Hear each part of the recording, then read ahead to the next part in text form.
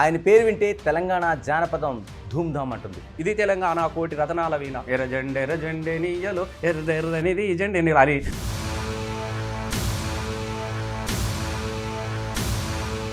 తెలంగాణ పాట, తెలంగాణ మాట అపహాస్యానికి, అవమానానికి గురైన రోజులు చూశారు మీరు. ఇలా హీరో భాష తెలంగాణ భాష అయింది.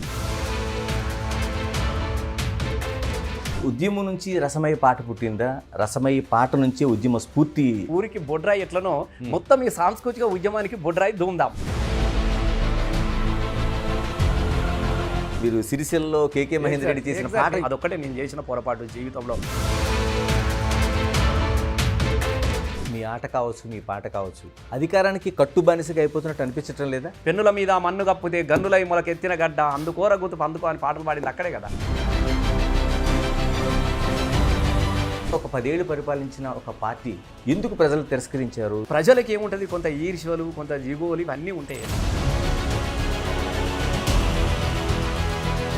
కేసీఆర్ తర్వాత ఎవరు అసలు నెంబర్ 2 అంటే కేటీఆర్ అనుకోవాలి, లేకపోతే హరీష్ రావు అనుకోవాలి? ఇలా ఎవరు ఏంది అనేది కేసీఆర్ నిర్ణయిస్తాడు, అంతే తప్ప. రసమయ్య బాగా సంపాదించుకున్నాడు అనే దానికి సమాధానం ఏం చెప్తారు? ఫామ్ హౌస్ కదా ఏంది 25 ఎకరాలు రసమయ్య కొలక లెక్కన. Welcome to big TV. ఆయన పేరు వింటే తెలంగాణ జానపదం ధూమ్ధామ్ అంటుంది. మనతో కవి, గాయకుడు, మాజీ ఎమ్మెల్యే, సాంస్కృతిక మండలి మాజీ చైర్పర్సన్ రసమయ్య బాలకృష్ణ ఉన్నారు. బాలకృష్ణ గారు నమస్తే. నమస్కారాలే మీకు కూడా. అంటే ముందుగా తెలంగాణ పాట, తెలంగాణ మాట ఒకప్పుడు అపహాస్యానికి, అవమానానికి గురైన రోజులు చూశారు మీరు. ఇప్పుడు గౌరవించడమే కాదు, అనుసరించే పరిస్థితులు వస్తున్నాయి. ఏమనిపిస్తుంది మీకు? చాలా సంతోషంగా ఉంది, చాలా గర్వపడతా ఉన్నాం. ఎందుకనంటే తెలంగాణ తన అస్తిత్వం కోసం అయితే ఒక సుదీర్ఘమైనటువంటి పోరాటాన్ని చేసుకొని 14 సంవత్సరాలు మలివిడత సాంస్కృతిక ఉద్యమ పోరాటాన్ని, వాస్తవంగా తెలంగాణ పోరాటమే ఒక సాంస్కృతిక పోరాటంగా నడిచినటువంటి విషయం కూడా మన అందరికీ తెలుసు. ఇలా అట్లాంటి దాని నుంచి ఒకప్పుడు తెలంగాణ అంటేనే ఒక మోటు పదంలాగా చూసేవాళ్ళు. తెలంగాణ అంటే యాదగిరి అంటే సినిమాలలో కానీ రౌడీలకు, గుండాలకు, ఇట్లాంటి హాస్యప్రదమైనటువంటి క్యారెక్టర్స్కు తెలంగాణ వాళ్ళ పేర్లు పెట్టి చాలా అపహాస్యం చేసినటువంటి పరిస్థితి నుంచి ఇవాళ సినిమా కావచ్చు, పాట కావచ్చు, ఏది కావచ్చు, ఎందులోనైనా ఇలా హీరో భాష తెలంగాణ భాష అయింది. ఇవాళ తెలంగాణ పాట అనేది ఒక అందరికి కూడా అంటే పాట అంటే తెలంగాణ పాటనే అనే విధంగా రావడం అనేది నిజంగా చాలా సంతోషం, చాలా గర్వంగా కూడా ఉన్నది మాకు. ఇలాగ ఉద్యమం నుంచి రసమయ్య పాట పుట్టిందా? రసమయ్య పాట నుంచే ఉద్యమ స్ఫూర్తి మీకు లేదు. నాకన్నా ముందు అనేకమైనటువంటి పాటలు ఉన్నాయి. ముఖ్యంగా తెలంగాణలో జరిగినటువంటి అనేక పోరాటాలు కావచ్చు, భూ పోరాటాలు కావచ్చు, ఏ పోరాటాలు, సామాజికమైనటువంటి పోరాటం కావచ్చు, ఏదైనా కావచ్చు, ఇక్కడ చచ్చిన పాటనే, బతికిన పాటనే. ఇక్కడ పాటతోనే జీవితాన్ని గడుపుకున్నటువంటి సందర్భంలో నుంచి, బతుకులో నుంచి పాట వచ్చింది.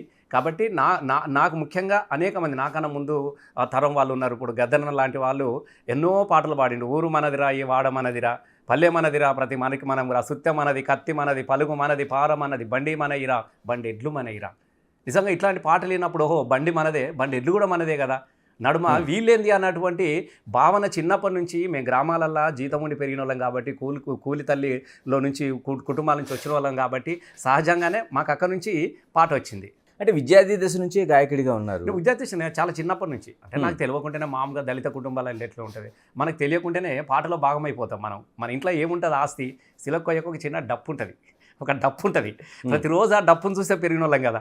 ఏది జరిగిన కాదు గ్రామాలలో మనం ఏమన్నా సినిమాలు చూసే కుటుంబం కాదు, ఇతరత్ర ఎక్కడికో పోయి నాటకాలు చూసే కుటుంబం కూడా కాదు. ఇక్కడ పండుగలకు, పబ్బాలకు, తర్వాత ఊర్లోకి వచ్చే యాచకులు అనేక మంది సింధు యాక్షగానాలు కావచ్చు, మాస్టర్లు కావచ్చు, దాసరి కథలు కావచ్చు, కోలాటాలు కావచ్చు, ఇట్లాంటివి అన్నీ చూసుకుంటూ పెరిగినాం. కాబట్టి అందులోనే మా తల్లిదండ్రులు కూడా ఆటలు భాగవతాలు ఆడేవాళ్ళు కాబట్టి అందులో సహజంగానే మాకు తెలియకుండానే మేము కూడా పాటలో భాగం అయిపోయినాం. నాకు అక్కడి నుంచి వచ్చింది. నేను పాట ఎప్పుడు మొదలు పెట్టినా కూడా నాకు తెలియదు. 3వ తరగతి నుంచి పాటలు పాడేవాళ్ళము. తల్లి ఇంటికాడ ఎక్కడ పోయినా కూడా నాట్లేసి దప్పరు, వాళ్ళు కూడా పాటలు వినుకుంటేనే నాట్ల మధ్యలోకి నడిచేవాళ్ళము. బండికి పోతూ ఉంటే కూడా అక్కడక్కడ మూట కొట్టిన మూట పాటలు విన్నవాళ్ళం, యాతం పాటలు విన్నవాళ్ళం. కాబట్టి పాట అనేది ప్రతిరోజు మాకు సుప్రభాతాలే కదా. మాకు సుప్రభాతాలు, రేడియో సుప్రభాతాలు, వెంకటేశ్వర సుప్రభాతాలు వినుకుంటే పెరిగిన వాళ్ళం కాదు మేము. కాయ కష్టం చేసుకున్నటువంటి మోటు పాటలతోని ఆ పాటలు వినుకుంటూనే పెరిగినాం. కాబట్టి ఆ పాటల్లో ఎప్పుడు భాగస్వామ్యం అయినామో, ఏ వయసులో భాగస్వామ్యం అయినా కూడా మాకు తెలియదు అసలు. అంటే విద్యార్థి దశలో మీరు ఉండగా ఆ సిద్దిపేట చుట్టుపక్కల ప్రాంతాల్లో విప్లవోద్యమం బాగా బలంగా ఉండే రోజు. ఆ చాలా ప్రభావం బలంగా ఏదైనా ఉంది. ఉందా? డెఫినెట్గా అసలు మా ఊర్లోనే ఉన్నది కదా. మేము చిన్నతనంలో ఉన్నప్పుడే మా ఊర్లో కూడా దొరల పెత్తనాలు ఉన్నాయి, భూస్వాముల పెత్తనాలు ఉన్నాయి, అంటరానితనం ఉన్నది. ఇవన్నింటి అణిచివేతలో నుంచి భాగంగా ఒక విముక్తి పోరాటం అనేది నేను చిన్నగా ఉన్నప్పుడే మా ఊర్లో మొదలైంది. మొదటిసారి ఒకసారి ఎలక్షన్లు జరుగుతూ ఉంటే ఒకసారి మా ఊర్లోకి వచ్చారు. మా ఊర్లోకి వచ్చి మొదటిసారి అక్కడే విన్నాం మేము, ఎర్ర జెండే నీయలో ఎర్రనేది జెండే నీరు అని. తర్వాత యాడ ఉట్టే యాడ పెరిగే యాడికొచ్చి యాడదొచ్చి ఎవరి కొరకు వచ్చినారు ఎవరి కొరకు చచ్చినారు ఏ తల్లి కడుపు పంట ఓలి సెమ్మెకేలీల ఓలి. అంటే గిరాయిపల్లిలో జరిగినటువంటి అమరత్వం మీద ఇట్లాంటి పాటలన్నీ కొత్తగా వచ్చినాయి. అయ్య చేసినప్పు కిందికి దొరల్లో జీతగాడ, ఆరేళ్ళకి జీతం ఉంటివా దొరల్లో జీతగాడ, మీసమన్న మొలువక ముందే దొరల్లో జీతగాడ, కాశవెట్టి కుప్ప ఊస్తివా. అంటే ఇట్లాంటి పాటల నేను చిన్నతనం, నేను 7th క్లాస్లో ఉన్నప్పుడే వాళ్ళు పాడుతూ ఉంటే ఇవన్నీ నేను వినవాన్ని. విని తర్వాత మళ్ళీ వాటిని కూడా నేను బయట పాడుకున్నటువంటి సందర్భం ఉన్నది. ఒకరోజు నిజంగా ఇట్లాంటి పాట పడితే, ఒకరోజు దసరా రోజున మేము దసరా పండుగ పోతా ఉంటే ఎర్ర రిబ్బన్లు కట్టుకొని వాళ్ళు వాడినటువంటి పాట వాడినాం, ఎర్రజెండ ఎన్నియోలని. నేను చిన్నగా ఉన్నప్పుడే 7వ తరగతిలో చదువుకుంటున్నప్పుడు ఎర్రజెండ పాట పాడితే పోలీసులు వచ్చి మా ఊరు యూతనంతా తీసుకొని పోతే నన్ను గోడ కుర్చీ వేయించారు మొదటిసారి ఈ పాట వాడినందుకు చిన్నపిల్లగానే. అంటే నాకు అది ఎప్పుడు గుర్తొస్తుంది. అంటే ఉద్యమము మా ఊరికి ఉన్నటువంటి అనుబంధం కావచ్చు, ఉద్యమ పాటలతో మాకు ఉన్నటువంటి ఆత్మీయత కానీ ఆ పాటల అనుబంధం అట్లా మొదలైంది. అంటే రసమయి గాయకుడిగా కావచ్చు, మిగతా జీవితం కావచ్చు, అంటే ప్రజాయుద్ధ నౌక గద్దర్ ప్రభావం కావచ్చు, లేకపోతే ఎలాంటి ప్రభావం ఉంది ఆయన? అంటే గద్దర్ ప్రభావం అనేది డెఫినెట్ ప్రతి గాయకునికి ఉంటుంది. ఎందుకంటే గద్దరు తన కోసం తను ఎప్పుడు పాట పాడలే, ప్రజల విముక్తి కోసం పాట పాడినాడు, ప్రజల జీవితాల పాటలను ఆవిష్కరించే ప్రయత్నం చేసిండు. కాబట్టి గద్దర్ అన్న పాట అనేది ఒక జీవితం, ప్రతి దగా పడ్డటువంటి ఒక మనిషి యొక్క లైఫే గద్దర్ అన్న పాట. అట్లా నాకు తెలియకుండా చిన్నప్పుడు ఇది గద్దరన్న పాడిందే కదా, ఊరు మనదిరా వాడ మనదిరా అని గూడ అంజన రాస్తే అన్న పాటనే కదా. అట్లా గద్దరన్న పాటలు పాడుకుంటే పెరిగిన వాని నేను. ఆ క్రమంలో వస్తున్నటువంటి క్రమంలో నాకు మొదటిసారి గద్దరన్నతోని తెలంగాణ ధూమ్ధాం అంటే వేదికను పంచుకోవడంతో పాటుగా గద్దరన్న అనేక వేదికల మీద అన్న సభ నడిపేవాడు. జననాట్య మండలి సభ కావచ్చు, ఇంకే సభ కావచ్చు అన్న నడిపేవాడు. కానీ ధూమ్ధాంలో అన్నను కూర్చుని నేను నడిపే ఒక గొప్ప అవకాశం, అంటే చాలా అదృష్టంగా నేను భావించుకుంటాను. ఒక మహా లెజెండ్ను గద్దరన్న అసలు వ్యక్తిని ఒక వేదిక మీదకి తీసుకొచ్చి ఇప్పుడు ప్రజాయుద్ధన ఒక గద్దరన్న పాట పాడతారని చెప్పేసి అన్న పాట మేము పాడుతూ ఉంటే, అరే రసమై అని చెప్పేసి అన్న మీరు లలితకలతో ఇట్లా చూసారు, అరే ఏసేరా అన్నట్టు. ఏసేరా అన్నప్పుడు మేమే కదా, అరే శివ అంటూ ఒక్క పొద్దిడి సేయంలాడరా జన్న రూపం చూడు, పాయలై విడిపోయే గంగా 7 పాయల జాతర చూడు, అలిగిన సీతకు మొండి రామునికి బంధం కలిపిన భద్రాచలము, అరే గొడ్డు రాళ్లకు బిడ్డలనిచ్చే సమ్మక్క సారక జాతర చూడు, కొరెల్లే మల్లన్నను చూడు కొండేశ్వరికెల్లో దాగుండు, కొమ్రెల్లి మల్లన్నను చూడు కొండేశ్వరికెల్లో దాగుండు, ఆ కోటి దేవుళ్లకు దీపం పెట్టిన తెలంగాణ తల్లిని చూడు, అమ్మా తెలంగాణమా ఆకలి కేకల గానమా అన్న ఇట్లా మొదలుపెట్టి మాకు ఇచ్చేది. అంటే బిడ్డ తనకు తినకపోయినా పర్లేదు మీరు తినండి రా అని చెప్పేసి, అంటే కంచంలోని అన్నము ఆకలైన బిడ్డలకు పెట్టినట్టుగా ఈ పాటలన్నీ మాకు ఇచ్చేవాడు. నిజంగా ఒక గద్దరన్న పాట అయిన ముందు ఆయన పాడి సగం వదిలేసినటువంటి పాటను పాడడం అనేది నిజంగా మాకు గుర్తొచ్చినప్పుడల్లా ఇట్లా తలుసుకుంటూ ఉంటాం మేము. అంటే అంత గొప్ప ఒక లెజెండ్ను, ఒక కారణ జన్ముని, ఒక ప్రజాయుద్ధ నౌకర్ని నడిపే అవకాశం నాకు నిజంగా నేను చాలా గర్వపడతా ఉంటాను ఇప్పుడు. కానీ ఇలాగ రసమయికి కళాకారుడిగా బాగా పేరు తెచ్చిన పాట, అంటే ఒక ఉద్యమ స్ఫూర్తి నింపిన పాట అంటే ముఖ్యంగా ఇక్కడ 2 ఉన్నాయి. నేను చాలా పాటలు పాడినప్పటికీ కూడా 2001లో ఈ టీఆర్ఎస్ మొదటి పెట్టినప్పుడు ఫస్ట్ సార్ నన్నే కూర్చుని ఒక 6 నెలల ముందే మేము పాటలు తయారు చేసినాం. అంటే జెండా కలర్ ఏది ఉండాలి, మన ఉద్యమం ఎట్లా నడవాలి అని. అంటే సారుకు 1969లో తెలంగాణ ఉద్యమం ఎందుకు ఫెయిల్ అయిపోయింది, భావవ్యాప్తి లేకపోవడంతో కొంత మళ్ళీ వెనక్కి వచ్చేసింది. కాబట్టి ఇప్పుడు అట్లాంటిది జరగదు. కాబట్టి తెలంగాణ సాంస్కృతిక పునర్జీవనం ఏదైతే ఉందో, ఒక సాంస్కృతికమైనటువంటి విప్లవం రావాలంటే భావవ్యాప్తి అనేది ప్రజలకు బలంగా పోవాలి. కాబట్టి ఇక్కడ అట్లాంటి పాటలు తయారు చేసుకోవడానికి కోసం కానీ కేసీఆర్ గారు నాకు 2001లో నాకే బాధ్యత అప్పచెప్పినప్పుడు సుద్దాల అశోక్ తేజ మేమందరం కూర్చొని 2001లో మేము చేసినటువంటి పాట తెలంగాణ జయబేరాని, ఇది తెలంగాణ కోటి రతనాల వీణ, గుండె వగిలి కథన రాగం ఆలాపించి పొలికేక పెట్టినది ఇది రుద్ర వీణ. ఈ పాట ఇప్పటికీ మనకు ఆ పాటలు వినబడుతుంది. తర్వాత అప్పుడు మేము అమెరికా అందాలు చెప్తే రామరాము, సింగపూర్ సోకి చెప్తే అని, అంటే రాజకీయ వ్యంగ్యంతో కూడుకున్నటువంటి పాటలతో పాటుగా తెలంగాణ తల్లి విశిష్టతను కూడా చాటి చెప్పే విధంగా బతుకుల మీద తెలంగాణలో ఏం కోరుకుంటున్నారు, ఏం కోల్పోయారు అనే దాని మీద పాటలు తయారు చేసినాం. ఆ ప్రతి పాట కూడా ప్రజల్లో ఉన్నది. ఆ క్రమంలో వస్తున్నటువంటి క్రమంలో జయరాజన్న రాసినటువంటి పాట కూడా అప్పుడు నీళ్ళ పరిస్థితి ఇక్కడ కరువు కోసం మీరు అందరూ చూసారు కదా, సేలల్లో నీళ్లు లేవు, సెలకల్లో నీళ్లు లేవు, నిన్నే నమ్మిన రైతు కళ్ళల్లా నీళ్లు లేవు, వానమ్మ వానమ్మ వానమ్మ ఒక్కసారన్నా వచ్చిపోవే వానమ్మ అని. అంటే వాన కోసం మొగులికి ముఖం పెట్టి కన్నీళ్లతోని కడుపుకు నింపుకున్నటువంటి దుఃఖాన్ని ప్రజల ముందు ఆవిష్కరించినప్పుడు ఎంతమంది ఏడ్చిన సందర్భం అనేది. ఎందుకు అనంటే ఇక్కడ నీళ్ళు లేవు, అప్పుడే కదా ఆ పాట వచ్చింది. అప్పుడు తలాపున పారుతుంది గోదావరి, మన సేను మన సెలక ఎడారి. అరే తలాపున గోదావరి పారుతా ఉంటే మా సెలక ఎందుకు ఎండిపోయింది, మా చెరువెండికి ఎండిపోయింది అన్నటువంటి ఆలోచనకు అక్కడి నుంచి పునాది పడ్డది, అక్కడి నుంచి మొదలైంది. కాబట్టి ప్రజలు పాటలు అన్నిటి కూడా చాలామంది ఓన్ చేసుకున్నారు. పాట ప్రతి పాట మేము రూపొందించిన పాట కదా. చెట్టు మీద పిటాలెగురవు, సేదబాయిలో ఊటలూరవు, పచ్చ నూర్లా పలుగురాళ్ళు తేలినాయి, పని పాటలేక ప్రజలు తల్లాడిల్లినారో, పల్లెన పల్లేర్లు మొలిసే పాలమూరులోనా మన తెలంగాణలోనా అని మిత్రగారు కొత్తగా రాసినటువంటి ఆ పాటను ఆ సందర్భంలో ఆ వేదికల మీద అనేక సందర్భాలలో పాడడంతో పాటుగా మేము క్యాసెట్ చేయడం జరిగింది. అలాగే గోరేటి వెంకన్న సేదానం ఏడుందిరా తెలంగాణ సేలన్ని బీళ్ళాయరా, ఏమి మారిరా తెలంగాణ బతుకులెందుకు ఈనంగా ఉన్నాయిరా అని. అంటే ఇట్లాంటి అనేక పాటలు, ఒకవైపు ప్రజలను కదిలించే పాటలు ఒకవైపు నుంచి వస్తూ ప్రజల జీవితాలను ఆవిష్కరించడంతో పాటు వాటి ఆర్ద్రత కలగలిపినటువంటి జీవితాన్ని మేము వేదికల మీద ఆవిష్కరించుకున్నటువంటి సందర్భంలో మాకు కళాకారులుగా కూడా బాగా గుర్తింపు వచ్చింది. అంటే ముఖ్యంగా 2001లో బీఆర్ఎస్ పార్టీ మొదలు కాగానే తెలంగాణ ధూమ్ధామ్ 2002 అక్టోబర్ 31వ తారీఖు రోజున ధూమ్ధామ్ అని పెట్టినాం. ధూమ్ధామ్ అంటే అప్పటికి ఒక ఎవరి ఎజెండా వాళ్ళకు ఉండేది. ఇప్పుడు గద్దరన్న జననాట్య మండలికి అటాచ్మెంట్కి వచ్చిన వాళ్ళు, విమలక వాళ్ళు అరుణోదయంతో ఉండేవాళ్ళు, కోటి వాళ్ళు ప్రజాకళ మండలితో ఉండేవాళ్ళు, ఇంకొక దానిలో రకరకాలమైనటువంటి వేదికలలో పనిచేస్తూ ఉన్నారు ఎవరికి వాళ్ళుగా. మొట్టమొదటి తెలంగాణ ధూమ్ధామ్ అనేది ఒక బొడ్రాయి, ఊరికి బొడ్రాయి ఎట్లనో మొత్తం ఈ సాంస్కృతిక ఉద్యమానికి బొడ్రాయి ధూమ్ధామ్. ఈ ధూమ్ధామ్ అనేది మొదలు పెట్టిన తర్వాత వీళ్ళందరినీ ఒక వేదిక మీదకి తీసుకురావడం జరిగింది. అంటే ఎవరి ఎజెండా ఎవరి జెండా వాళ్ళకు ఉన్నప్పటికీ కూడా తెలంగాణ ఎజెండా స్వరాష్ట్రం కాబట్టి ఆ స్వరాష్ట్రం కోసము అందరు కూడా ఒక వేదిక మీకు తీసుకురావడానికి కోసము ధూమ్ధామ్ బాగా ఉపయోగపడితే దాన్ని ప్రజల్లోకి తీసుకుపోయే ఒక అవకాశము నాకు రావడంతో వ్యక్తిగా నాకు కూడా పర్లేదు. ఒక రసమై బాలకిషన్ అంటే ఒక ధూమ్ధామ్, రసమై బాలకిషన్ అంటే రసమై కోసం మాట్లాడాలంటే ధూమ్ధామ్ లేకుండా ఒక మాట లేదు పాట లేదు.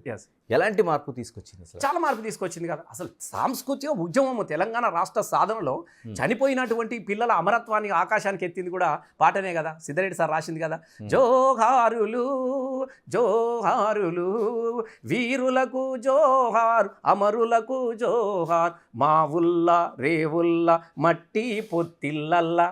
ఎంత గొప్ప పదం చూడు. మా ఉల్లా రేగుల్లా మట్టి పొత్తుల్లల్లా తొవ్వా పువ్వుల తీరు అమరులుంటారు, తొవ్వా పువ్వుల తీరు అమరులుంటారు జోహారులు. అంటే చనిపోయినటువంటి అమరత్వాన్ని ప్రజలు ప్రతి వాళ్ళు చనిపోయిన వాళ్ళు ఒక యాదిరెడ్డ శ్రీకాంతాచార ఇది కాకుండా అయ్యో మా ఇంటి బిడ్డనే ఈ తెలంగాణ కోసం చనిపోయింది కదా అన్నటువంటి ఒక భావన సాంస్కృతిక ఉద్యమం ద్వారా మేము ప్రజలకు తీసుకుపోగలిగినాం. మేము సాధారణంగా పాట కవిత్వం రెండు కూడా సైమల్టేనియస్గా నడిచిన రెండింటికి వేరుగా ఉంటుంది. మీకు ఇష్టమైన కవి ఎవరు అసలు? నాకు అంటే చాలా, అంటే ఎవరికి వాళ్ళే. ముఖ్యంగా గద్దరన్న, దాని తర్వాత వెంకన్న, గోరేటి వెంకన్న, దాని తదనంతరము కొద్ది జయరాజన్న కూడా. అంటే గద్దరన్నలోనేమో ప్రజల వాడుక భాష ఎక్కువ ఉంటుంది. అవును, చాలా చాలా అంటే ఎంత సులువుగా చెప్తాడంటే, మీరు ఒకసారి మేము కేసీఆర్ గారు ఇట్లా అంతా కూర్చొని మాట్లాడుతున్నటువంటి సందర్భంలో మేము చాలా పాటలు రాసుకుంటూ వచ్చినాం. చాలామంది కవులు కూర్చొని ఇట్లా కాదా అసలు మీకు చెప్పొస్తలేదు.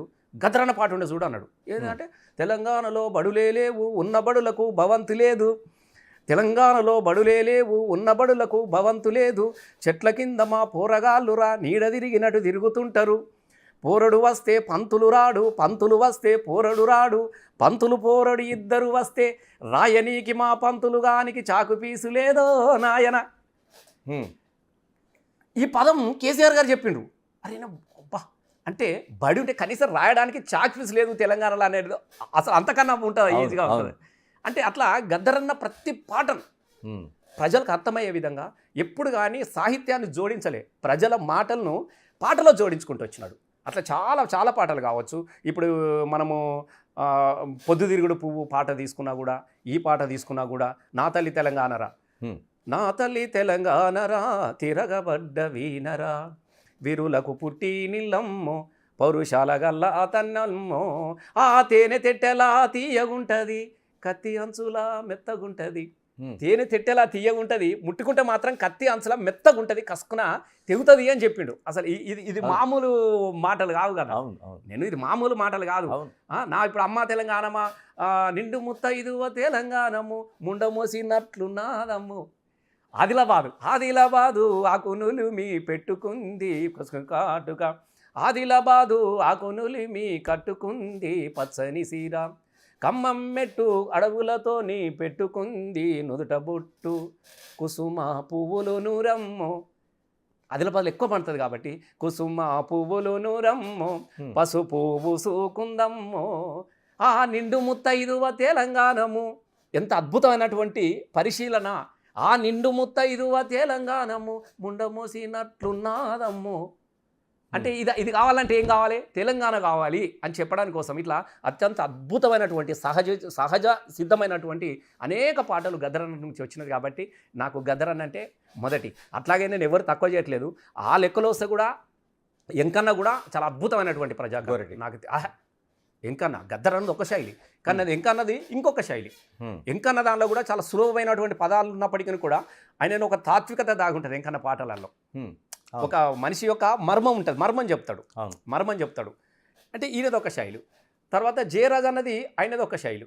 అంటే ఇంకా చాలా మంది ఉన్నారు. ఇప్పుడు గూడాంజన పాటలు కూడా ఏం తక్కువ, ఏం మామూలు ఊరిడిచినే పోతున్నాయో, ఊరి పోసుకొని సత్తున, ఊరు మనదిరా ఏ వాడమందిరా. ముఖ్యంగా అంజన రాసినటువంటి నేను వాస్తవంగా రసమై అంటే ఈ పాట పడాల్సింది అన్నదానికి గూడాంజన రాసిండు. వెనుక ముందు చూసుడేంది రాజనవో రాజన, ఎత్తుక తెలంగాణ జెండ రాజనవో రాజన, పుడితొక్కటి సత్యరెండు రాజనవో రాజన, ఎత్తుక తెలంగాణ జెండ రాజనవో రాజన, గజ్జలు గజ్జాలు రెండు గజ్జలో రాజన్న, గజ్జలు రెండు గజ్జలో రామ్, మన సేను వాయ సెలుక వాయ గజ్జలో రాజన్న అని ఈ పాట వాస్తవంగా నాకు బాగా నన్ను ప్రజలకు తీసుకుపోయి ఈ పాట రసమే పాడాలనే విధంగా రాసింది గూడాంజన్న. అట్లా అందరి కవులను కూడా తెలంగాణ కోసం ఒకలే కాదు, ఇప్పుడు చిన్న కొత్త కవులు కూడా ఉన్నారు. ఇప్పుడు కొదాడి సీన్ ఉన్నాడు. వాస్తవంగా మామూలుగా రాయాలి, అసలు ఉండు పైలంగుండు అసలు ఏం పాట, అసలు కన్నీళ్ళు. వాస్తవంగా తెలంగాణ రావడానికి కోసము, ప్రజలు చైతన్యం కావడానికి కోసము, కూలినాలి జనం అందరూ కూడా ఇందులో ఈ ఉద్యమంలో భాగస్వామి కావడానికి కారణం కూడా మనము కొదాడి సీన్ని తీసుకోవచ్చు. ఎందుకంటే 2-3 పాటలు అద్భుతమైన పాటలు. ఇప్పుడు అసైదుల హారతి కాళ్ళ గజల గమ్మతి, తెలంగాణ లడాయికి కదులుతున్న ఇమ్మతి. ఆ పాటతో పాటు ఉండు పైలంగుండు అమ్మ మాయమ్మ, బొంబాయి పోతున్న తల్లి మాయమ్మ, బతుకు బారామాయే సేద గోరామాయే, చేసేదేమీ లేక సంచారం పోతున్నా, బతుకు తెరువు కానీ అమ్మ మాయమ్మ, బొంబాయి పోతున్న తల్లి మాయమ్మ, చేతగాని దాని కొడుక మల్లయ్య, ముసలిపానం నాది బిడ్డ మల్లయ్య అని అబ్బాబ్బాబ్బా ఏడ్చేటోళ్ళు జనం వలవల. మేము స్టేజ్ల మీద వాడుతూ ఉంటే ప్రతి వాళ్ళు కన్నీళ్ళు పెట్టే విధంగా. అంటే ఈ కొత్త తరం కవులు వీళ్ళు. అట్లాగా అభినయ సీన్ ఉస్మానియా క్యాంపస్లో ఉదయించిన కిరమ, వీర తెలంగాణమా, యశ్పాల్ కూడా వీరులారా వీర వనితలారా, యశ్పాల్ రాసింది కూడా చాలా పాటలు ఉన్నాయి. కళ్ళం నిండా గింజాలు ఉన్న రైతన్న, పల్లెం నిండా మెతుకులేవి రైతన్న అని రాసినాడు. ఇట్లా చాలామంది పాత పెద్ద కవులు స్థిర వాళ్ళు ఉన్నారు. గద్దర్ నుంచి ఆ కాలం కవుల నుంచి చివరి దాకా కూడా అనేక మంది రాశారు. అందరినీ కూడా నేను ఇష్టపడతాను, ఎందుకంటే అందరి పాటలను కూడా నేను వేదిక మీద పాడిన వాడిని. వీళ్ళు ఎక్కువ వీళ్ళని కాదు, కానీ అందులో వాళ్ళ స్థాయి, వాళ్ళ స్థానము, వాళ్ళ సాహిత్యం అనేది ఇక్కడ ఉంటుంది అని చెప్పే ప్రయత్నం అంతే. అంటే విద్యార్థి దశ నుంచి రసమైకి పాట ప్రయాణిస్తూ వచ్చింది. అంటే తెలంగాణ ఉద్యమం కానీ ముందు విప్లవోద్యమం. అవును, ఏమీ తెలియనప్పుడే విప్లవ పాటలు పాడారు. పోలీసుల నుంచి ఏదైనా నిర్బంధం కానీ పోలీసులు చాలా వచ్చినాయి. అసలు చాలా మంది తెలియని విషయం, నేను 7వ తరగతిలో పాట పాడినందుకే పోలీసులు తీసుకుపోయి నన్ను కోదండ మేపించారు. అట్లా అని చెప్పేసి నేను పాటను వదిలే. నేను మళ్ళీ ఇంటర్మీడియట్ ఎగ్జాక్ట్లీ 7వ తరగతిలో గోడ కురిసేపించాడు చిన్నపిల్లగాని కాబట్టి. అప్పుడు నెక్కర్ పోలీసులు ఉండ్రి. తీసుకొని పోయి ఇట్లా కట్టుకొని నాకు తెలియదు కదా, అప్పుడే ఎగిరి పాడినా మొత్తం మా ఊరు దొర మీదనే వాడినా, దొర దొర పీకడం పాట వాడినా నేను ఊరు మన ఎదురు. అబ్బా మా ఊరు దొర పోలీసులు వెళ్తే పోలీస్ పటేలు ఉందరు, అప్పుడు ఊర్లలో పోలీస్ పటేలు మాలీస్ పటేలు వీళ్ళు ఉందరు. వచ్చి చెప్తే పొద్దుగాల మొత్తం జీప్ వేసుకొని వచ్చారు. అప్పుడు వీళ్ళు నెక్కర్ పోలీసులు అంటే బాగా భయం కదా. తీసుకొని పోయి మా ఊరు యూత్ ఉండే ఆ పాలను కొంచెం కొట్టిరు. నేను చిన్న పోరాను కాబట్టి నన్ను గోడ కూరి చేయించాడు. అట్లా అని చెప్పేసి నేను పాటను వదిలేదు 7వ తరగతి నుంచి. మళ్ళీ నేను ఇంటర్మీడియట్లో చదువుకున్నాను. మళ్ళీ తెలంగాణ ఉద్యమం కన్నా ముందు కూడా ఈ గ్యాప్లో ఈ తెలంగాణ ఉద్యమానికి దీనికి మధ్యలో నేను వరంగల్లో చదువుకున్నాను. అప్పుడు వరంగల్లో నేను ఇక్కడ నుంచి అక్కడ పోయినాను కాబట్టి డెఫినెట్గా నువ్వు ఆర్గనైజేషన్ కోసం వచ్చినావు, విప్లవం కోసం వచ్చినావు. నేను సీకేఎం కాలేజీలో చదువుకున్నా. తీసుకొని పోయిరు 3 రోజులు అండర్ గ్రౌండ్ తీసుకొని పోయిరు, కొట్టిరు, పద్మాక్షి గుట్టలలో పట్టుకపోయిరు, అడుగులు దింపిరు, కనత మీద తుపాకీ పెట్టిరు, కాల్ చేస్తామని చెప్పిరు, మళ్ళీ వదిలేసిరు. మళ్ళీ వదిలేసి వచ్చిన తర్వాత కూడా మళ్ళీ నేను తెలంగాణ పాటను నేను వదలలేదు. దాని నుంచి షిఫ్ట్ ఓకే. అందరి మద్దతు, అందరిది కూడా తెలంగాణ ఆకాంక్షనే కదా అప్పటికి. కాబట్టి నేను మళ్ళీ వచ్చి తెలంగాణ పాటను, తెలంగాణ రాష్ట్రం విజయం సాధించేదాకా నా పాటల ప్రస్థానం కుదలాలని నేను టీచర్గా పనిచేసిన, గవర్నమెంట్ టీచర్గా పనిచేసిన. నేను 20 సంవత్సరాలు నన్ను సస్పెండ్ చేసిరు పాట పాడినందుకు. నేను సస్పెండ్ చేసి నాకు తెలిసి ఒక ఉపాధ్యాయుడు సస్పెండ్ అవ్వడం నేనే కావచ్చు తెలంగాణ టీచర్. నిజంగా ప్రభుత్వ ఉద్యోగం రావడం అనేది చాలా వరకు ఒక తెలంగాణ లాంటి రాష్ట్రాల్లో ఒక కళ కదా. ఎందుకు ఉపాధ్యాయులు అంటే ప్రభుత్వ టీచర్గా ఉండి కూడా వదులుకున్నారు ఉద్యోగం? అంటే ఇప్పుడు నా ఉద్యోగం కన్నా ఉద్యోగం చేస్తే నేను ఒక్కరిని బతుకుతా, కానీ ఈ ఉద్యమం తెలంగాణ వస్తే తెలంగాణ ప్రజలందరూ కూడా బతుకుతారు కదా. తెలంగాణ అందరి ఆకాంక్ష కన్నా నా ఒక్కని ఆకాంక్ష అనేది పెద్ద కాదు కదా. అందుకే సార్ నాకు ఉద్యోగాన్ని నాకు తెలిసి నేను ఒక్కనే కావచ్చు మొదటిసారి ఒక ఉపాధ్యాయుడు గోచి గొంగడి వేసుకొని, ఒక ఉపాధ్యాయుడు గోచి గొంగడి వేసుకొని తెలంగాణ ధూమ్ధామ్ వేదిక మీద నిలబడి ఒక సాంస్కృతిక ఉద్యమాన్ని నడిపి పాట పాడినందుకు నన్ను సస్పెండ్ కాబడినటువంటి మొదటి టీచర్ను నేనే కావచ్చు బహుశా. అయినా నేను మళ్ళీ వెళ్ళి నాకు మళ్ళీ నౌకరీ ఇవ్వమని చెప్పేసి నేనేం అడగలేదు. తెలంగాణ రాష్ట్రం వచ్చేదాకా కూడా నేను అట్లే కొనసాగించిన ఉద్యోగం కానీ ఇవన్నీ వదులుకొని పనిచేసినాను. నేను నాకు అట్లా అది ఉంది కాబట్టే నేను గర్వపడతాను. నిజంగా చెప్తా ఉన్నా, నాకు అది అదృష్టంగా భావించుకుంటా ఉంటాను. అరే నా ఉద్యోగం పైన పర్లేదు, ప్రజల కోసం నేను ఉద్యోగం నడిపినాం కదా అన్నటువంటి గొప్ప సంతోషం, ఆనందం కన్నా ఇంకా ఏముంటుంది. ఎప్పుడైనా ఎమ్మెల్యే అవుతానని కానీ సాంస్కృతిక మండలి లాంటి ఒక అతిపెద్ద దీనికి ఒక చైర్పర్సన్గా పనిచేస్తానని అనుకున్నారు? అంటే ఓకే, డెఫినెట్ అంటే అనుకోలేకపోవడం అనేది కూడా అత్యాశ అవుతుంది 100%. ఎందుకంటే కేసీఆర్ లాంటి ఒక వ్యక్తి అనేక మందిని, చాలా మందిని ముక్కుని తెలియని వాళ్ళని కూడా తెలంగాణలో ఒక రాజశేఖర్ రెడ్డి ఒక బలమైనటువంటి నాయకత్వం అంటే కాంగ్రెసే కదా. అయితే కాంగ్రెస్ లేకుంటే టీడీపీ, 2 పార్టీలు కాదు ఇక్కడ ఉండేటి.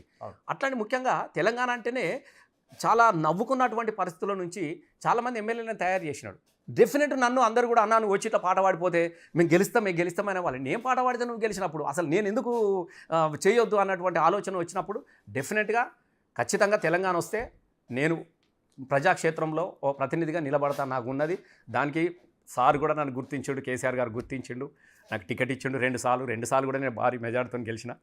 కాబట్టి డెఫినెట్గా మనం దాని తర్వాత సార్ కూడా సాంస్కృతిక ఉద్యమంలో ముఖ్యంగా అంటే ఇదొక విషయం మీకు చెప్పాలి. సాంస్కృతిక సారే చైర్మన్గా నన్నే ఎందుకు అనుకున్నాడు? అసలు ప్రపంచంలో మీరు మొత్తం వెతకండి, ఉద్యమంలో భాగస్వాములైనటువంటి కళాకారులకు సరే కొన్ని వేల మందికి మనం ఇవ్వలేకపోవచ్చు. దాని ప్రధానమైనటువంటి కొంతమందినన్నా అరే వీళ్ళు ఉద్యమంలో రాత్రనక పగలనక ఆడపిల్లలు తిరిగిర్రు, ఎంతోమంది ప్రాణాలు కూడా పోయి యాక్సిడెంట్లలో ప్రాణాలు పోయినాయి, తిండి లేక తిప్పలేక పొల్లగాళ్ళు గొంతులు సవరించుకొని నీళ్లు తాక్కుంటా కడుపు కట్టుకొని పాడిన పిల్లలు. వీళ్ళు కూడా ఈ తెలంగాణలో ఎందుకు భాగస్వామ్యం చేయొద్దు? రసమైన అంటే ఎమ్మెల్యే అయిపోయాడు, పాలనలోకి నన్ను కూడా భాగస్వామ్యం చేసిండు, కొంతమంది చైర్మన్లు అయ్యారు, కొంతమంది అయ్యారు. కానీ పాటనే జీవితంగా ఊపిరి పోసినటువంటి ఉద్యమ కళాకారులకు ఇవ్వాలని సాంస్కృతిక సారథి ఏర్పాటు చేసినప్పుడు రసమై వీళ్ళంతా పిల్లలు తల్లికోడిలాగా నువ్వు సాంస్కృతిక ఉద్యమాన్ని నడిపినవు, నీకు వీళ్ళందరూ తెలుస్తారు కాబట్టి నువ్వు ఉండి ఈ పిల్లలందరికీ ఒక లైఫ్ ఇవ్వాలి. మనము ఇలా ఎవరెవరు ఉద్యమంలో కొంచెం ముందు వరుసలో ఉన్నారు, మొదటిసారి ఒక 500 మందికి ఉద్యోగాలు ఇద్దాము, ఇంకా తర్వాత మళ్ళీ ఇద్దాం, ముందు అయితే ఒక 500 మందిని ఎవరెవరో చూసుకుంటున్నారు అన్నప్పుడు నన్ను పెట్టడంతో నాతో పాడిన పిల్లలు, ఉన్నోళ్ళు, తెలిసిన పిల్లలు వాళ్ళకు అట్లా అంటే వాళ్ళకు ఒక జీవితాన్ని ఇవ్వడానికి కోసం ఏర్పాటు చేసిన సాంస్కృతిక రథ చైర్మన్కు నేనే పాటగాని కాబట్టి నన్ను పెట్టడం జరిగింది అన్నట్టు సార్. అట్లా నాకు అవకాశం వచ్చినది. అంటే ఉద్యోగం రావడం ఒకటైతే రాకపోవడానికి కారణం కూడా రసమయ్య అని కొంత ఆందోళన వ్యక్తం చేసినట్టున్నారు. 2 విషయాలే వాస్తవంగా. చాలామంది పిల్లలు తెలియని విషయం ఏంటంటే చాలామందికి ఉద్యోగాలు వచ్చినాయి. ఒక టీం నుంచి 4-5 తీసుకున్నాం. 14 సంవత్సరాలకు తెలంగాణ ఉద్యమం పోరాటం చేసినప్పుడు వచ్చిన ఒక 16 సంవత్సరాల తర్వాత వచ్చినప్పుడు కొంత చిన్న పిల్లలు ఉంటారు. చిన్నపిల్లలు వాళ్ళు 16 ఏళ్ళకు అప్పుడు ఉద్యమం అంబాడినోడు 16 ఏళ్ళ వచ్చే వరకు కొంచెం పాట దగ్గరికి వస్తారు కదా. సహజమే అడగడంలో తప్పు లేదు, ఆశించడంలో తప్పు లేదు. అరే అన్నకు వచ్చింది నాకు రాకపోయా అనడంలో కూడా తప్పు లేదు. సహజంగా రాని వాళ్ళంతా ఎంతమంది ఇప్పుడు ఎమ్మెల్యేలు కూడా 119 మంది ఉంటారు. మరి 4 కోట్ల మందిలో 119 మందే కాదు కదా ఎమ్మెల్యేలు. ప్రతివానికి కూడా కావాలని ఉంటుంది. కాబట్టి రానివాడు అనే మాట ఏంది, వచ్చినోడు వేస్ట్ గాడు, రానోని నేనే కరెక్ట్ అంటాడు. ఈ రాను అన్నోడు వీనికి వచ్చింది అనుకో, మళ్ళీ ఇంకోటి అంటాడు వీడు వేస్ట్ గాడు మేమని. కాబట్టి సహజంగా పిల్లలకు రాలేదన్నటువంటి ఆవేదనతోని అనడంలో తప్పు లేదు. సార్ మనకు ఒక లిమిట్ ఉన్నప్పుడు ఇప్పుడు ఇంతమంది ఉన్నారు, ఇంతమందికి మనం ఇవ్వగలిగినాం అంతవరకు. ఇక కాబట్టి అవన్నీ పెద్దగా మనం పట్టించుకోవాల్సిన అవసరం లేదు. సరే ఇంకా సార్ను కూడా సార్ ఇంకొక 400-500 ఇస్తే మా పిల్లలు కూడా అందరికీ అయిపోయాడుగా అన్నటువంటి ఆలోచన కూడా మాకుండే. బహుశా ఈసారి గెలిస్తే ఆ అవకాశం ఉండే. ఇంకోటి చాలా వరకు యూట్యూబ్లో చూస్తుంటే ఇప్పుడు 2009 ఆ ప్రాంతం అనుకుంటా, మీరు సిరిసిల్లలో కేకే మహేందర్ రెడ్డి చేసిన పాట ఇప్పటికీ చక్కలు కొడతా ఉంటారు. ఏమన్నా దానిలో ఏమున్నది దానిలో కరెక్టే. ఎందుకు ఆ రోజు పాడాల్సిన అవసరం? ఒకటి పాడంటే కాదు, 2009లో వాస్తవంగా నేను చిన్నపిల్ల కానీ సారు ఆలోచన కరెక్టే. సారు ఆలోచనను నేను సరిగా అర్థం చేసుకోలేనటువంటి పరిణితి నాది. 2009లో సార్ ఏమన్నారు, సార్ నాకు నేరాల అవకాశం ఉంది కదా నాకు ఇవ్వండి సార్ అని నేను అన్నా. అరే నువ్వు చేసే రసమే అట్లా కాదు కదా, మనకు రేపు తెలంగాణ రాష్ట్రం తీసుకొచ్చుకోవాలి. నువ్వు దీనిలో ఇరుక్కపోయినావంటే సాంస్కృతిక ఉద్యమం కొంచెం దెబ్బతింటుంది. నువ్వు నడుపుతున్నావు, మంచిగా నడుపుతా ఉన్నావు. దీన్ని నడిపి వచ్చిన తర్వాత డెఫినెట్గా మీరే కదా, మీరు లేకుంటే తెలంగాణ రాష్ట్రం ఎట్లా ఏర్పడుతుంది అని చెప్పినప్పుడు బహుశా నేను వినాల్సింది. నేను వినలేదు, నాకు తెలియదు చేయాలన్నటువంటి ఒక అదే తప్ప నడువు అంటే వాళ్ళు చెప్పిన మాటలు వీని చెప్పిన మాటలు విన్నాం తప్ప సార్ ఎప్పుడు కూడా ఇట్లా అనలేదు. లేకుంటే అదే అంట. అది 100% తండ్రి మీద అడిగిన కొడుకులాగానే నేను భావించుకుంటా ఉంటే. ఎందుకంటే ఆయన ఎప్పుడు కానీ ఆ విషయంలో నన్ను ఎన్నడు కానీ అడగలేదు, మందలించలేదు. నా తప్పు నేనే తెలుసుకున్నా, అరే కరెక్టే ఇది నేను చేయాల్సి. కేసీఆర్తో గ్యాప్ వచ్చింది, మళ్ళీ ఎలా ఏం గ్యాప్ లేదు. నేను ఎప్పటిలాగానే ఉన్నా సార్తో, గ్యాప్ ఏం లేదు. ఆ నెల రోజులు మాత్రమే నేను అందరూ రెగ్యులర్గా మాట్లాడేవాడిని. నేను ఈ పాట కేకే పాడినా ఎవరి వాడినా రెగ్యులర్గా అందరితో పెరిగినోని కదా. ఇంట్లో నేను చిన్న పిల్లగానప్పటి నుంచి సార్కు నేను 7th క్లాస్లో ఉన్నప్పుడు పాట పాడిన కేసీఆర్ గారికి 7వ తరగతి విద్యార్థి నేను. ఆయన మొదటిసారి పోటీ చేసినప్పుడు 83లో మొదటిసారి పోటీ చేసినప్పుడు నేను 7వ తరగతి విద్యార్థిని. నేను ఆయనకు మొదటి పాట పాడినా. అప్పటి నుంచి ఆ చనువు కానీ ఎప్పుడు కానీ ఆ ఇంట్లో నన్ను వాళ్ళ ఇంట్లో ఒక కుటుంబ సభ్యులాగా, ఎందుకంటే అక్కడే తినటోని, అదే ఇంట్లో నందినగర్లో అక్కడనే కింద పడుకునేటోని, అట్లనే ఉండేటోని. ఆ నెల రోజుల గ్యాప్ మాత్రం సార్కు దూరంగా ఉన్నా. అదొక్కటే నేను చేసిన పొరపాటు జీవితంలో.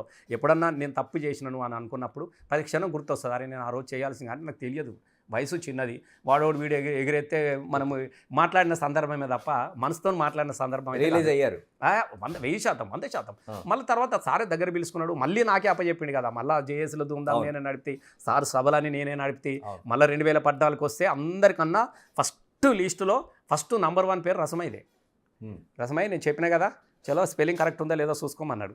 ఓకే, అనౌన్స్ చేసేటప్పుడు స్పెల్లింగ్ కరెక్ట్ ఉందా లేదో చూసుకోమని చెప్పిండు. టికెట్ ఇస్తాను కాదు, స్పెల్లింగ్ చూసుకోమన్నాడు.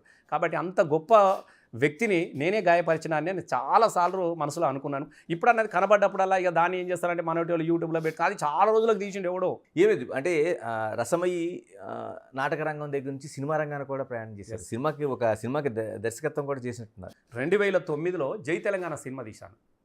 జై తెలంగాణ అంటే ఏంటంటే చనిపోయినటువంటి పిల్లల అమరత్వం మీద ఒకటి చేద్దాము అన్న ఆలోచనతోని భావవ్యాప్తి కోసము ఆ రోజులో 2009లో గ్రాఫిక్ పెట్టి 2 కోట్లు పెట్టి సినిమా తీశాను నేను. మీకు చెప్తున్నా, 2 కోట్లు పెట్టి సినిమా తీసిన. మరి 2 కోట్లు ఎక్కడి నీ దగ్గర గా కాలంలో కూడా మీరు అనొచ్చు. అప్పటికి నేను చాలా ప్రైవేట్ పాటలు క్యాసెట్లు చేసేది, టీవీలలో పాటలు పాడేది, రేడియోలలో పాటలు పాడేది. అట్లా నాకున్నటువంటి ఆ పాటల క్యాసెట్ల ద్వారా దాని ద్వారా ఇంకొక మిత్రుని సహకారంతో నేను 2009లో అది తీసిన.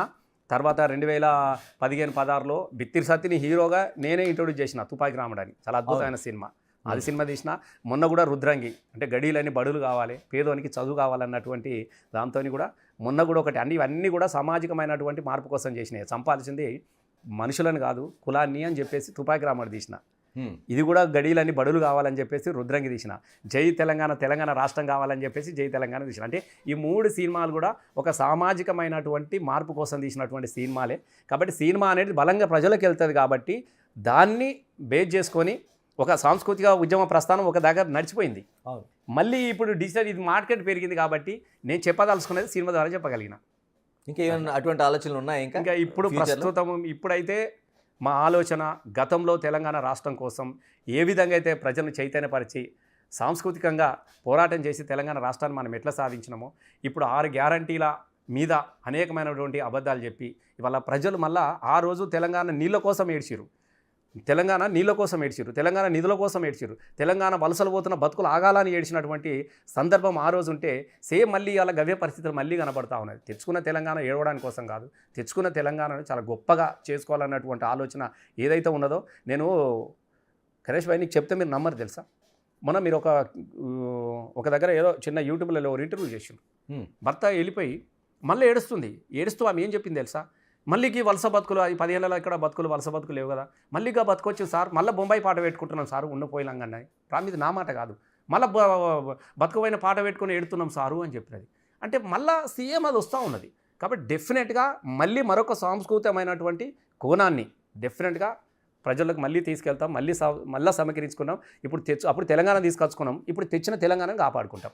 అంటే రాజకీయాల కంటే ముందు అంటే ప్రజా కళాకారులుగా మీ ఆట కావచ్చు, మీ పాట కావచ్చు, అధికారానికి కట్టుబానిసగా అయిపోతున్నట్టు అనిపించటం లేదా? ఒక వేదిక కావాలి నిర్మాణానికి. ఇప్పుడు గద్దరన్న లాంటి వ్యక్తి మొత్తం జీవితం అంతా, ఇప్పుడు విమలక్క కావచ్చు, గొర్రెటి వెంకన్న లాంటి కావచ్చు, జయరాజు కావచ్చు, అనేక మంది దొరలకు పటేళ్లకు వ్యతిరేకంగా ఈ దొర పటేళ్ల రాజ్యం గుల్చ రండన మీరు రండనో లడాయి అయినా చేద్దాము లెండన మీరు లెండరని పాడినటువంటి విమలక్క లాంటి వాళ్ళు, అరుణోదయ సాంస్కృతిక లాంటి వాళ్ళు అందరూ కూడా కేసీఆర్ ధూమ్ధామ్కు వేదిక మీద వీళ్ళందరూ పంచుకున్నారు కదా. అట్లని చెప్పేసి వీళ్ళంతా కేసీఆర్కు బానిసలో దీనికో కాదు కదా. ఇక్కడ ఏంది, దేనికి బానిసలు? ప్రజల ఆశయాలకు బానిసలు, ప్రజల ఆకాంక్షలకు బానిసలు. ప్రజలు కోరుకున్న తీసుకురావడానికి కోసం ఒక వేదిక కావాలి అని అనుకున్నప్పుడు 100% విమలక్క గద్దర్ కానీ స్వతంత్రంగా పాటలు పెట్టుకొని పాడదామంటే పర్మిషన్ ఇచ్చే పరిస్థితి ఉండేనా తెలంగాణలో?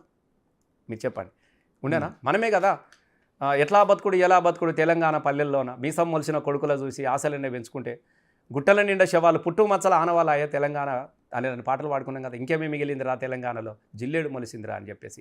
ఎక్కడ శవం తెలియనటువంటి పరిస్థితులలో వీళ్ళను పాట పాడించే పరిస్థితి లేదు కదా. కానీ పాట పాడించే వాతావరణం ఎక్కడుంది? ధూమ్ధాంలో ఉంది, కేసీఆర్ దగ్గర ఉంది. కేసీఆర్ వచ్చినాకనే కదా పాట పాడుకున్నాక నువ్వు ఎవరు మా పాటకు ఆటపాటకు సంఖ్యలు ఎత్తావని పెన్నుల మీద మన్ను కప్పితే గన్నులై మొలకెత్తిన గడ్డ అందుకోర గుర్తు అందుకో అని పాటలు పాడింది అక్కడే కదా. కాబట్టి ఇది ఒక వేదిక ఉన్నది. అయినంత మాత్రాన కేసీఆర్కి అందరికి బానిసలు కారు కదా, ఆశయానికి బానిసలు. ఎవరు అధికారంలో ఇక్కడ కొంతమందికి ఒక వేదిక నిర్మాణంలో ఉంటుంది, మనం చెప్పుకోవాలన్నటువంటి ఆలోచన ఉంటుంది. ఇప్పుడు ఒక ఉపాధ్యాయుడు తరగతి గదిలో పాటను మాత్రమే బోధిస్తాడు, మైదానంలోకి వెళ్ళినప్పుడు తన లక్ష్యాన్ని తన ఆశయాన్ని బోధిస్తాడు. అంతే తప్ప ఇప్పుడు ఇవాళ ఏమున్నది? అవునన్నా కాదన్నా మళ్ళీ ఏది అయింది? ఏ వేదికన్నా అయితే వెనుక ఉండి నడిపించగలిగిండో మళ్ళీ ఇప్పుడు గదే వేదికకు మళ్ళీ ఆయన పెద్ద దిక్కయ్యండి కదా. అయినంత మాత్రం అందరు బానిసలు కాదు కదా.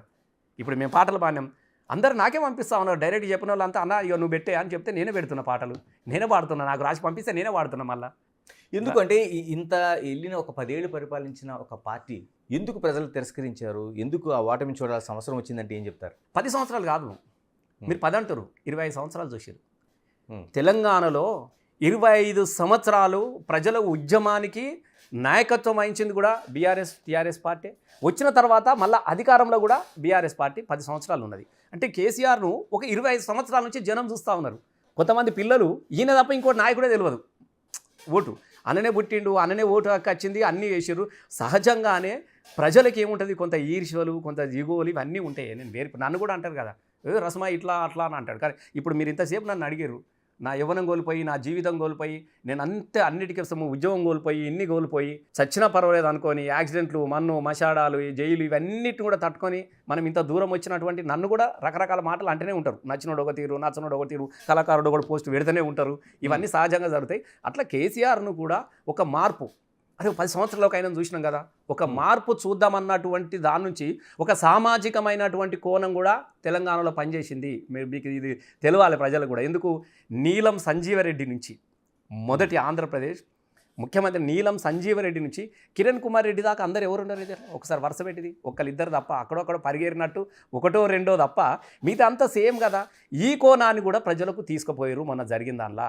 మనం కదా అనే ఒక భావన తీసుకుపోవడంతో పాటుగా మెల్లగా ప్రజలందరికీ కూడా ఒక రకమైనటువంటి బలహీనతను, అంటే ప్రజల యొక్క ఏం కావాలని కోరుకుంటారో దాని మీద మేము ఇది ఇస్తాం, మేము అది ఇస్తామని చెప్పడంతో పాటుగా ఒక మార్పును కోరుకున్నటువంటి ప్రయత్నంలో కేసీఆర్ గారిని వద్దనుకున్నారు, కాంగ్రెస్ను కావాలనుకున్నారు. దానిలో చాలా మటుకు పోయిన ఏడాదిలో 10 సంవత్సరాలు 2 సార్లు కేసీఆర్కి అవకాశం ఇచ్చారు. కానీ ఒక సంవత్సరన్నర కాలంలోనే ఇవాళ మళ్ళీ ఏం కోరుకుంటూ ఉన్నారు అంటే ప్రజలు వాళ్ళు ఏదో ఆశించారు. నేను ఇక్కడ వాళ్ళు ఆశించింది కేసీఆర్ కూడా చేయకపోవచ్చు. సరే రేవంత్ రెడ్డి చేస్తారని అనుకున్నారు, మళ్ళీ ఇది వచ్చిన తర్వాత మళ్ళీ ఇంకేదో కావాలని మళ్ళీ ఏం ఆశించి మళ్ళీ ఏం స్టార్ట్ అయింది. కాబట్టి ఇవి సహజంగా జరుగుతూనే ఉంటాయి. అంటే అధికారం చేపట్టిన 2వ రోజు నుంచే, రేవంత్ రెడ్డి ప్రభుత్వం వచ్చిన 2వ రోజు నుంచి బీఆర్ఎస్ ఉద్యమాలు చేయడం అనేది డెమోక్రసీగా ఎలా చూడాల్సిన అవసరం? మీరు ఒకటి గీతలు ఎవరు గీసుకున్నారు? రేవంత్ రెడ్డి గారు గీసుకున్నారు కదా. 10 సంవత్సరాలు బీఆర్ఎస్ పార్టీ ఉన్నది, కేసీఆర్ గారు చేసిండే, మాకు ఆర్థికమైనటువంటి ఇబ్బందులు ఉన్నాయి, మేము ఇవి చేయగలుగుతాము, ఇవి చేయలేము అని చెప్పుకోవాల్సినటువంటి వ్యక్తి 100 రోజులలో మీకు చేస్తా అని చెప్పింది ఎవరు? ఆయననే కదా. సహజంగానే మనం పని చేస్తున్నామే, పని చేసినప్పుడు ఏమున్నది, అరే నెలకు అదే వచ్చే నెల జీతం ఇస్తానే 2 నెలలు కలుపుతానా, ఇచ్చి 2 నెలలకు ఇస్తా అంటారు అనుకో, 2వ నెల కూడా ఇవ్వకుంటే ఏం చేస్తావు? నువ్వేం చేస్తా? సహజంగానే అడుగుతావు కదా, అదే పోయిన నెల ఇయ్యకనే పోతివి, ఈ నెల ఇయ్యకనే పోతివి, ఇంకెప్పుడు ఇస్తావా అని చెప్పేసి అడుగుతారా? అడగరా? సహజంగా జరిగేటివి. వీళ్ళే గిరి తీసుకున్నారు కదా, 100 రోజులు చేస్తా అని చెప్పింది వీళ్ళే. కాబట్టి డెఫినెట్ ప్రజల పక్షాన నిలబడ్డప్పుడు ఆ ప్లేస్లో రేవంత్ రెడ్డి కాంగ్రెస్ ఉన్నా కూడా ఇట్లనే అడిగేటోడు. ఏ ప్లేస్లో కూడా ప్రజలు ఏదైతే కోరుకుంటాడు, ఏ రాజకీయ పార్టీ అయినా మీరు గుర్తుపెట్టుకోండి, ప్రతిపక్షంలో ఉన్నప్పుడు ప్రజల నాలుకలాగా పనిచేస్తారు అంతే. అది 2వ రోజా 3వ రోజా ఏది కాదు. అరే 100 రోజులు అయింది ఇంకా చేస్తలేడు, ఇంకెప్పుడు చేస్తాడు సార్ అనగానే వచ్చేసి అవునే 100 రోజులు అయితే ఇంకెప్పుడు చేస్తారు, ప్రజలంతా అడుగుతా ఉన్నారని చెప్పేసి సహజంగానే ఉంటుంది కదా.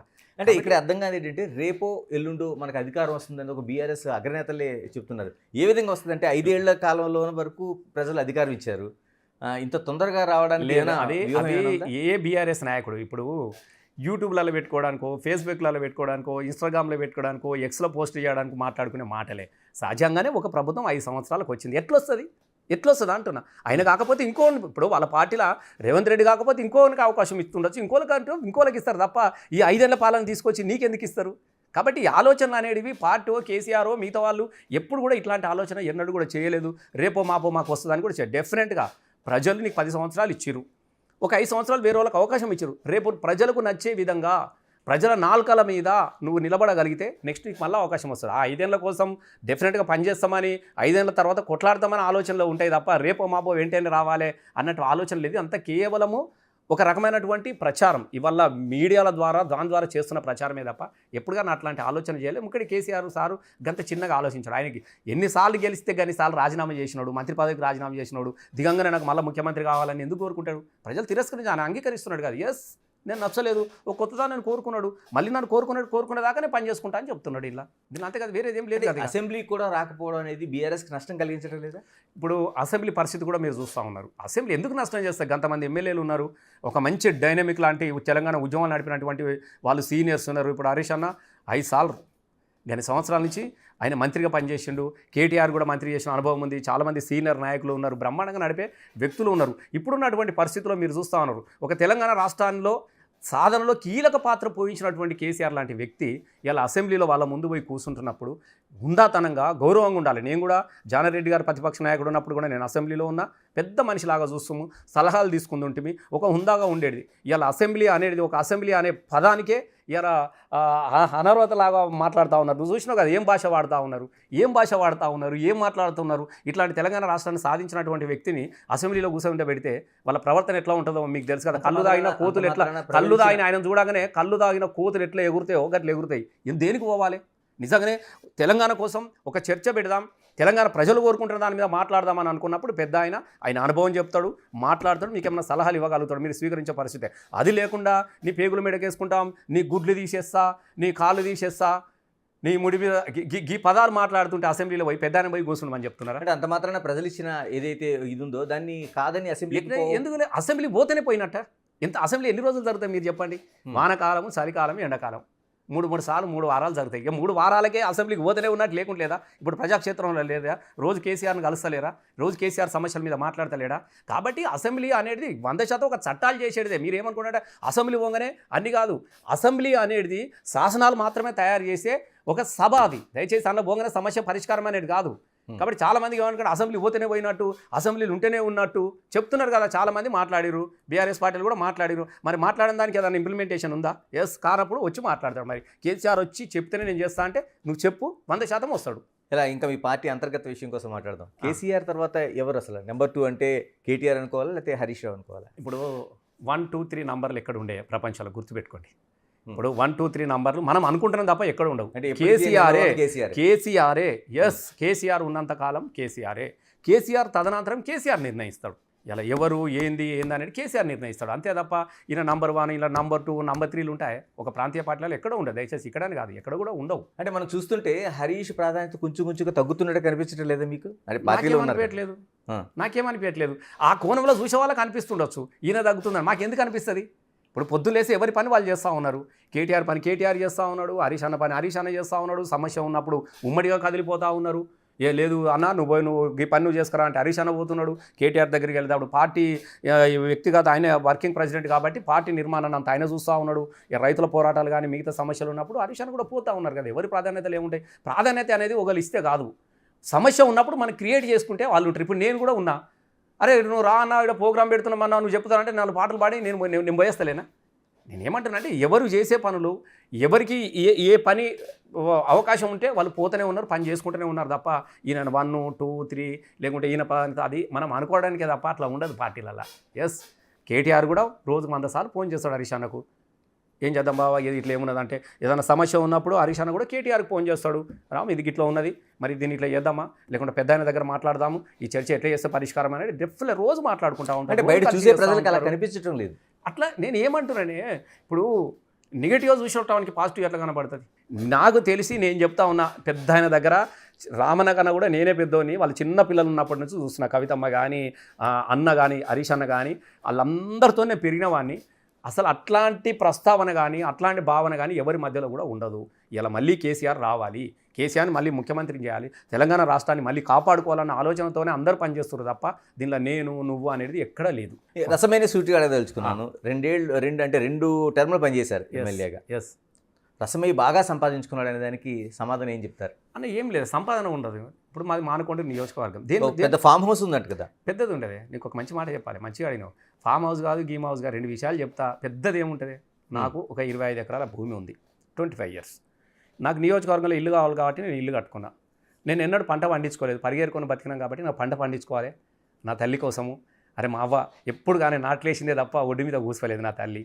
చేయాలనుకున్నాను ఒక చిన్నది. మీరు ఇప్పటిదాకానే చూస్తారు, ఎమ్మెల్యే అయినప్పుడు నేను ఏం చేయలేదు, నాది అంతా పోగొట్టుకున్నా. ఎవడన్నా ఎమ్మెల్యే చదువుతూ సంపాదించుకుంటే ఎవడన్నా సినిమా తీస్తాడే?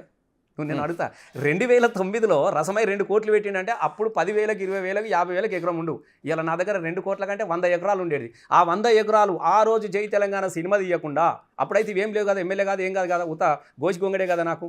నేను అప్పుడు కనుక నేను భూమి కొనుక్కుంటే ఇలా 200 ఎకరాలకు నా దగ్గర ఉన్నటువంటి 100 ఎకరాలు కొనుక్కున్నా కూడా ఇలా 50 లక్షలకు ₹1,00,00,000 ఎకరం భూమి ఇలా నాకు ఎన్ని 100 కోట్ల ఆసామిని అయి ఉంటే నేను మరి తెలంగాణ కోసం నేను ఖర్చు పెట్టినా, తెలంగాణ ఉద్యమం కోసమే చేసిన కదా.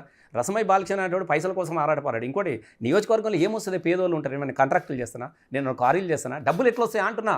నాకు జీతం వస్తుంది, నా జీతంలోకే కార్డు గీక్కుంటోని చేసుకునేటోని. ఎవరైనా కళ్యాణ లక్ష్యం అంటే పొద్దుగాల చీరలు కొనుక్కుంటుంటే, సంచి కొనుక్కుంటుంటే, ఇంటికి పోతుంటే, తండ్రి పెట్టేస్తుంటే, పెళ్ళిళ్ళకు సావులకు నాకు కలిగినంత చేసి పెట్టినా తప్ప ఎవడో అనుకునే మాటలే తప్ప ఫామ్ హౌస్ కాదు. ఏం దగ్గర 25 ఎకరాలు రసమయ్య కొలక లెక్కన. నీకు విషయం తెలుసునా, నేను దానిలో టీన్యూస్లో ఒకటి రసమయ్య దరువు చేసిన.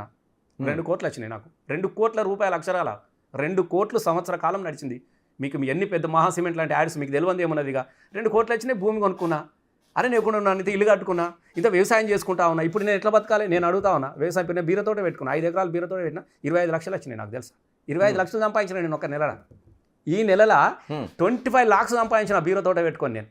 బీరతోటలో 25 లక్షలు సంపాదించిన ఒకటే నెలలో నేను. ఇప్పుడు కూడా నా తోట ఉంది, మంచిగా 50 రూపాయలకు 40 రూపాయలకు ఎకరం, రోజు 2 క్వింటాలు 3 క్వింటాల బీరకాయలు అమ్మిన నేను. 25 లక్షలు వచ్చినాయి నాకు. మరి ఇప్పుడు నేను బతుకుతున్నా కదా, ఎట్లా వస్తుంది అంటున్నా. ఎమ్మెల్యే దీపంగానే ఏముంటుంది, ఒక 50-60 వేలు పెన్షన్ వస్తుంది, డ్రైవర్కు మాకే వస్తుంది. ఎట్లా ఉంటుంది, బతకడానికి అయితే ఒకటి కావాలి కదా. పని చేసుకొని బతకడంలో దాని ఇది ఉన్నది, నాకు అది ఉన్నది. నిజంగా చెప్తున్నా, నాలాంటి వాడు కళాకారు డబ్బులుంటే ఎక్కడో వ్యాపారాలు అది చేసుకుంటారు, కానీ మనం అది చేసుకోలేదు కదా. ప్రజల కోసమే సినిమా తీసిన కదా. నా దగ్గర ఏం లేదు, ఈ క్షణానికి కూడా నా దగ్గర రూపాయి బిల్ల లేదు. మళ్ళీ కావాలని కూడా ఆరాట పడటం. నాకు శక్తి ఉన్నది, నాకు గొంతున్నది, సంపాదించుకోగలుగుతా. ఐఎమ్ క్రియేటరే. ఇలా నా పాటలు యూట్యూబ్లలో పెట్టుకొని కోట్లు లక్షలకు వ్యూస్ సంపాదించుకుంటున్నారు. అట్లాంటిది రసమయ్యకి ఏం తక్కువ. నా దగ్గర పాట ఉంది, నా దగ్గర తెలివి ఉంది, ఐఎమ్ ఏ క్రియేటర్. కాబట్టి నేను క్రియేటర్ ఆలోచన ఉన్నంత వరకు ఇంకా సంపద మీద ఆలోచించాల్సిన అవసరం కూడా లేదు. కేవలం రాజకీయంగా మనలో ఏదో బదనాం చేయాలన్నటువంటి ఆలోచన చేసిన మాటలే తప్ప నువ్వు నియోజకవర్గంలో సామాన్య జనులు ఎవ్వరు కూడా రసమయ్య ఒక్క మాట కూడా మాట్లాడారు. నా జీవితం అందరికీ తెలుసు వాళ్ళకు. ఇలా చివరిగా ఏప్రిల్ 27న వరంగల్లోన రజతోత్సవాలు జరుగుతున్న బీఆర్ఎస్. ఎస్ ఎలాంటి సన్నాహాలు చేస్తున్నారు? రసమయ్య పాత్ర ఏంటి?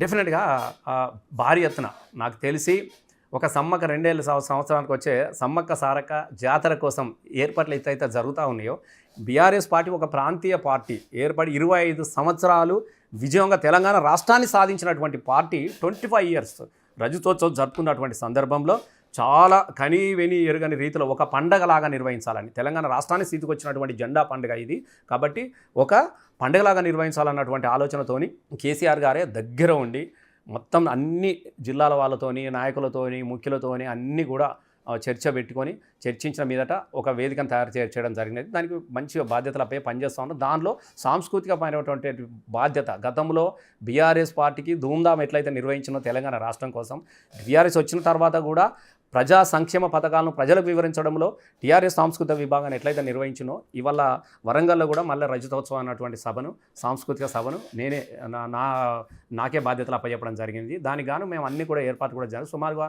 ఒక 30 మంది కళాకారులతోని మంచిగా మేము ఏమేమి ఉండాలి, ఎట్లా ఉండాలి, ఏం ప్రస్థానం ఉండాలి దాని మీద ఇప్పటికే మేము అందరం కూడా రిహార్సల్ కూడా మొదలు పెట్టుకున్నాం.